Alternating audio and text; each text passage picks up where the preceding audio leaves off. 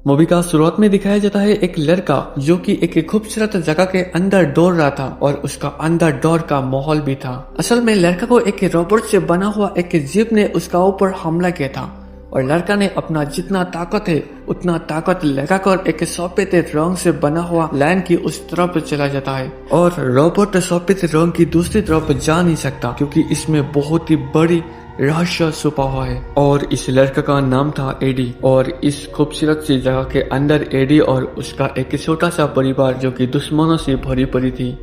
और इस छोटा सा परिवार के अंदर एडी का पापा और एडी जिंदा था जो कि उसका एक मम्मी भी था जो कि उस रोबोट ने मार दिया और एडी का पापा का नाम था लियर। असल में इस अर्थ पर रहने वाले इंसान का पाप का बोझा बहुत ही ज्यादा हो गया था, इसीलिए ईश्वर ने उन लोगों का ऊपर पाप का बोझा कमाने के लिए ये रोबोट भेजा है। और ये बात सोचता है एडी का पापा लियर और इस रोबोट ने पृथ्वी के अंदर 90% इंसान को मार दिया और ये लॉस इंसानों के लिए बहुत ही ज्यादा भारी पड़ता है। मूवी का अंदर और एक लड़की भी मौजूद है जो कि एडी का मम्मी का बेस्ट फ्रेंड जिसका नाम था मीम। असल में मीम एक साइंटिस्ट, इसीलिए मीम रोबोट को मारने के लिए एक से एक एक्सपेरिमेंट करने लगता है अपना गन से। और थोड़ी देर में रात हो जाता है और रात की डिनर करके एडी और लियर सो जाता है और थोड़ी देर बाद एडी का रूम से आवाज आने लगता है और ये आवाज सुनकर लियर एडी के पास जाता है। असल में एडी को एक बीमारी है जो कि उसको ऑक्सीजन लेने में बहुत ही ज्यादा दिक्कत होता है, इसीलिए लियर ऑक्सीजन लेने के लिए एडी को फिल्टर देता है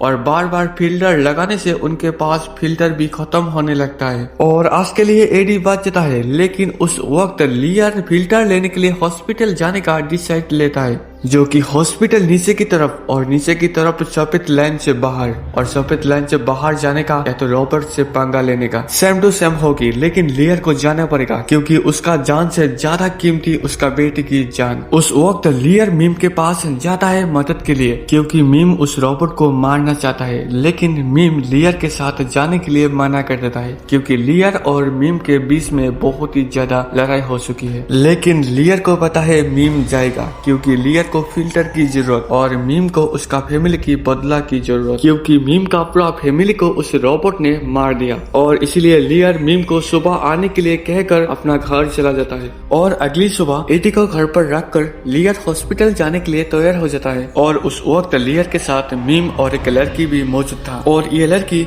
लियर का करीबी दोस्त। और तीनों लोग को मिलकर थोड़ी देर जाने के बाद उन लोगों का सामने एक सफेद लाइन आ जाता है और इस सफेद लाइन का उस तरफ रोबोट का कब्जा था। लियर और लियर का दोस्त मिलकर थोड़ी सी भी ना डर कर सफेद लाइन का अंदर जाता है और इस सफेद लाइन का अंदर जाने का मतलब अपना मौत को अपने आप बुलाना। और लियर का फ्रेंड कोई भी ना सोचते हुए सफेद लाइन की उस तरफ चला जाता है। इसमें बहुत ही ज्यादा रिस्क है, इसीलिए लियर का फ्रेंड इधर से जल्दी जाने के लिए कोशिश करता है और थोड़ी देर जाने के बाद उन लोगों के पास एक रोबोट आ जाता है। लेकिन उस वक्त लियर का फ्रेंड रोबोट को फायर करने के लिए कोशिश करता है और दूसरी तरफ लियर और मीम एक मशीन को चालू करने में कोशिश कर रहा है और थोड़ी सी देर में मशीन को चालू कर देता है। असल में ये एक लिफ्ट जैसा मशीन था जिसका ऊपर मीम और लियर उठकर ऊपर जाने लगता है, लेकिन उसी टाइम पर लिफ्ट का ऊपर रोबोट ने हमला कर दिया। लेकिन इस हमला से लिफ्ट का कुछ भी नहीं होता और इसी तरह लियर और मीम और उनका दोस्त रोबोट से लौटते हुए सफेद लाइन की उस तरफ चला जाता है और उस वक्त रोबोट को अच्छी तरह दिखाया जाता है और ये रोबोट बहुत ही ज्यादा खूंखार था। और उस वक्त रात हो जाता है और रात के अंधेरे पर उन लोगों ने एक घर पर रुक जाता है और उस रात उन लोगों ने इसी घर पर बिताता है और अगली सुबह उन लोगों ने हॉस्पिटल जाने के लिए रेडी हो जाता है। उस वक्त लियर और मीम के पास एक गाड़ी था, लेकिन उस वक्त उनके पास एक बंदा नहीं था जो कि लियर का फ्रेंड। असल में लियर का फ्रेंड उस रात का अंधेरे पर गायब हो गया और लियर और मीम दोनों गाड़ी से हॉस्पिटल जाने के लिए सफेद लाइन के अंदर चला जाता है और गाड़ी पर जितना स्पीड है उतना स्पीड लगाकर हॉस्पिटल जाने के लिए कोशिश करता है। लेकिन थोड़ी देर में उन लोगों ने हॉस्पिटल पहुंच जाता है और लियर और मीम जितना जल्दी हो सकता है उतना जल्दी हॉस्पिटल का अंदर जाता है और हॉस्पिटल का अंदर जाते हुए और लियर हॉस्पिटल का अंदर आते ही एडी के लिए फिल्टर ढूंढने लगता है और थोड़ी देर में एडी का फिल्टर मिल जाता है। लेकिन उस वक्त उनके पास रोबोट भी आ जाता है और उसी टाइम पर लियर एक नाइट्रोजन का बोतल के ऊपर फायर करता है और उस फायर की मदद से नाइट्रोजन का बोतल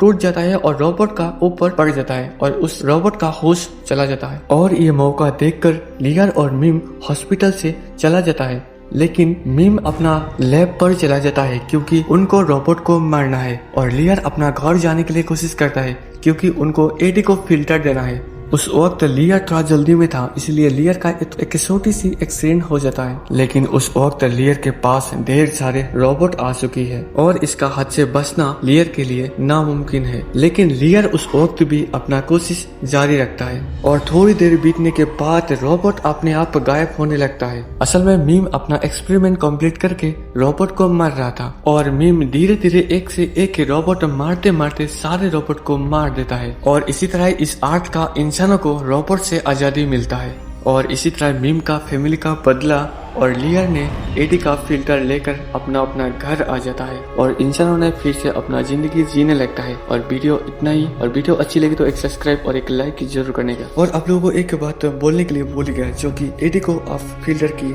जरूरत नहीं पड़ता।